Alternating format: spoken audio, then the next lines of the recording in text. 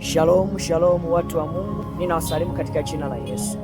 Wapendwa, hizi ni nyakati za mwisho. Nyakati za mwisho pia ni nyakati za hatari.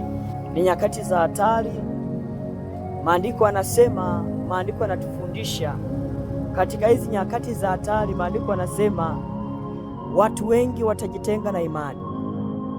Watu watajitenga na imani wakifuata imani zidanganyazo, wakifuata imani potofu katika hizi nyakati za mwisho.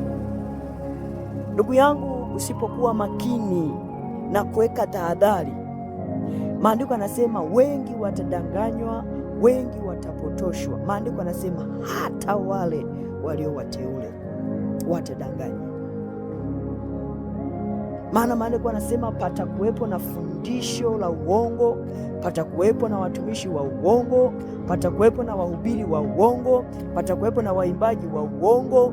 Hivi vyote hivi ndivyo tunavyovishuhudia, dalili inayotuonyesha ya kwamba mwisho wa mambo yote umekaribia. Mwisho wa mambo yote umekaribia. Kwa hiyo wapendwa, tujiandae na tumkaribie Roho Mtakatifu sana.